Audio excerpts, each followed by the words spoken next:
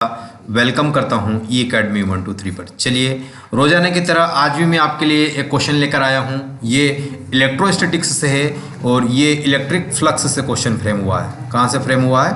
Electric flux से, ठीक है। और ये 9 जनवरी है ना 2020 शिफ्ट सेकंड में आया था। बात क्लियर हो गई?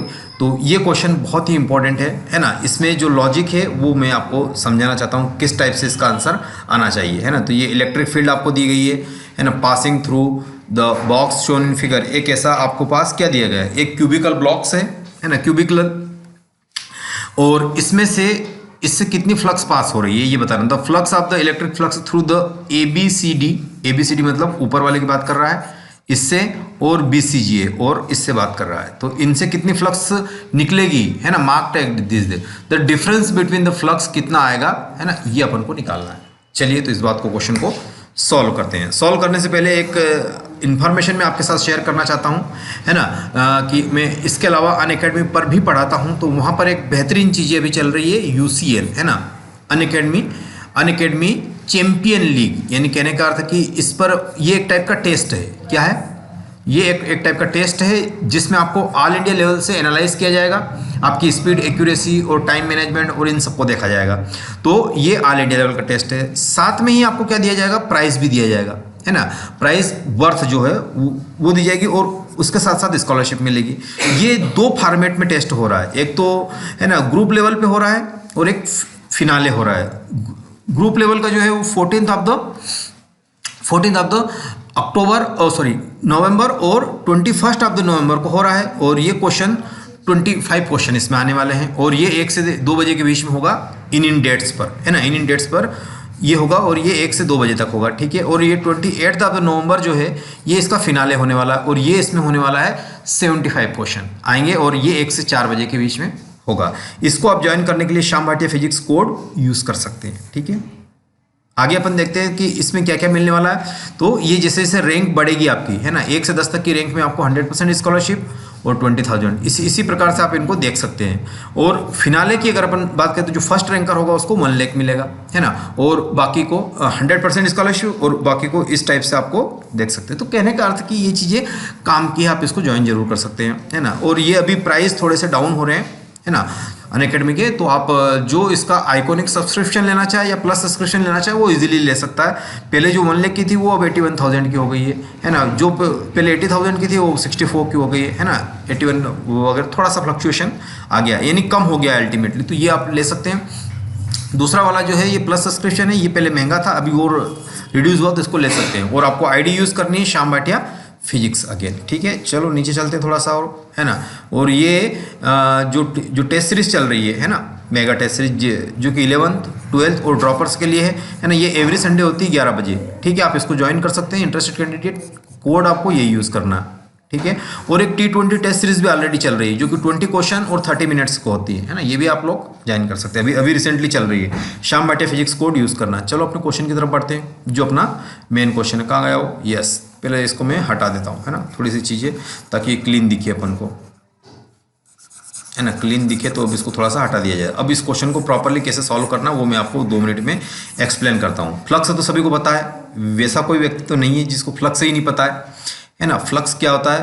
फ्लक्स जो होता है वो फ्लक्स होता है ना, वो होता है E.A, है ना, E.A। यानी एक किसी एरिया से जितनी नंबर ऑफ लाइंस क्रॉस करेगी, है ना, जितनी नंबर ऑफ लाइन क्रॉस करोगी वही क्या हो जाएगा? फ्लक्स हो जाएगा, E.A।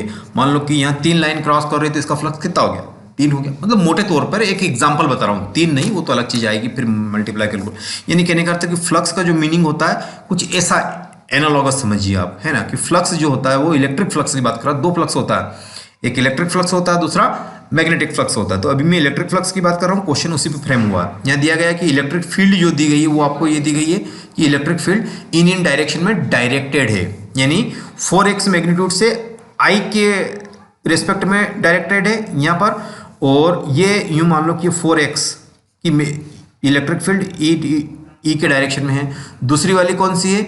J में देखिए ये Y जो है ये कितनी आ रही है? ये minus time of y² + 1 time J, ये इस साइड डायरेक्टेड है ना। इतनी बातें कंफर्म होती है तो ये डायरेक्शन आपको इस साइड मिलेगी।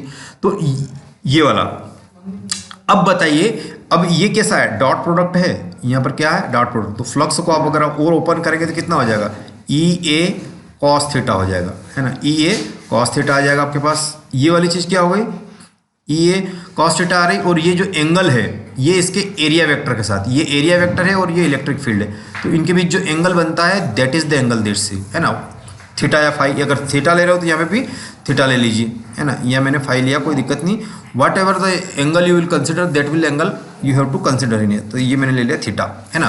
तो ये इलेक्ट्रिक फील्ड और एरिया वेक्टर के बीच में, एरिया वेक्टर किसको बोलते हैं, लेट से अगर मैंने मान लो कि कोई ये मान लो कि एक प्लेन है, ठीक है, तो प्लेन के परपेंडिकुलर ये वाली जो चीज़ आ रही थी ये इसका एरिया वेक्टर हुआ, है ना, इस प्लेन के परपेंडिकुलर एरिया वेक्टर, और इस एरिया वेक्टर के साथ जो इलेक्ट्रिक फील्ड एंगल बनाती है वो एंगल यहाँ पे दिखाया गया है। इतनी बातें क्लियर होती है, बहुत ईजी है ना चीज़ें, ये आपको समझनी चाहिए। अब यहाँ पे आ जाइए, passing through the box figure flux the electric field, तो φ1 को कैलकुलेट कर लो पहले, φ1 कितना हो जाएगा, φ1 है क्या, φ1 जो बोल रहा है ये ABCD की बात कर रहा है, φ1 जो ये देखो, the electric field through the surface ABCD and this are marked φ1 and φ2 respectively, है ना, तो डिफरेंस इनटू निकालना है φ1 माइनस φ11।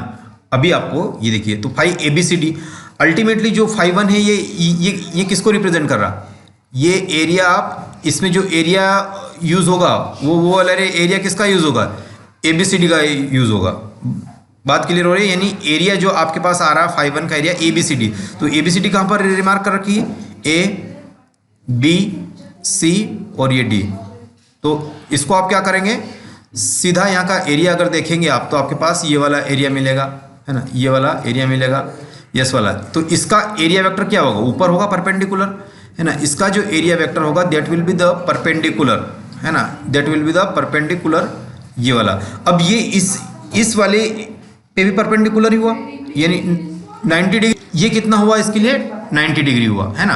तो ये इलेक्ट्रिक फील्ड कैसी हुई यहाँ पे, ई वाई, है ना, इलेक्ट्रिक फील्ड वाई डायरेक्शन में है, और इसका एरिया वेक्टर जो है ABCD का जो एरिया वेक्टर है वो क्या हो जाएगा आपका जेड डायरेक्शन में। देखो तो इनके बीच में एंगल कितना हो गया, π/2 एंगल हो गया, है ना, यानी थीटा कितना हो गया 90 डिग्री हो गया, और cos 90 कितना होता है 0 होता है। तो फाई जो मैं लिखूंगा E डॉट A, है ना, E1 या ये लेट से जो भी बोल दिया इसको अपन ने क्या बोल दिया, EY बोल दिया, है ना, EY और AZ, और ये cos कितना हो जाएगा 90 डिग्री हो जाएगा, तो नथिंग बट इसकी वैल्यू कितनी आ गई 0 आ गई, तो φ1 की वैल्यू मैं यहाँ पे डायरेक्टली 0 लिख दूंगा, है ना, ये वाली बात क्लियर आ गई। चलो ठीक है, अब दूसरी चीज आपको कैलकुलेट करनी है φ11।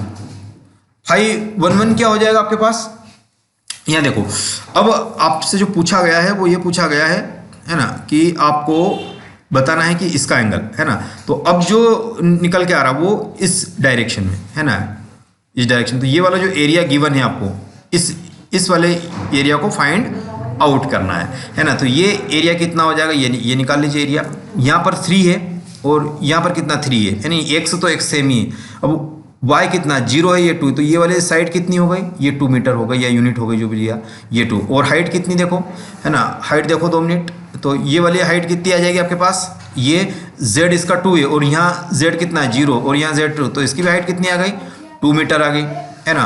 तो इसका एरिया क्या आएगा, इसका area if you want to find out, है ना, तो एरिया जो आपके पास आ जाएगा सिंपल वाला, ये वाला एरिया, ये पूरा एरिया को कंसिडर कर रहे हैं अपन, ये वाला एरिया 2 × 2, तो एरिया आ जाएगा 2 × 2, तो area you have find out the 4 metre square, है ना, या जो भी दिया हो, है ना, यूनिट देख लेना एक बार।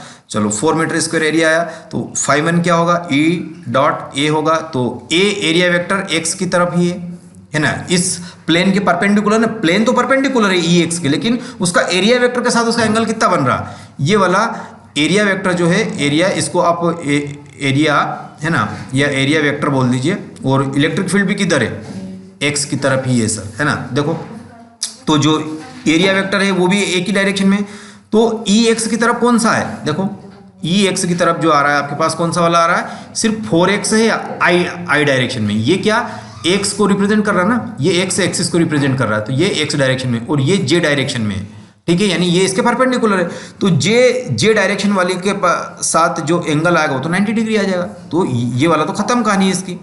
बचा कौन सा आपके पास? आपके पास जो बचा हुआ है वो सिर्फ आपके पास बचा है 4x आई कैप, और ये जो आ रहा है कितना लिखा गया, प्लस है कि माइनस है? देख लीजिए, आपको माइनस है ना, तो माइनस को नोट कर दीजिए यहाँ पे माइनस कितना आ रहा है,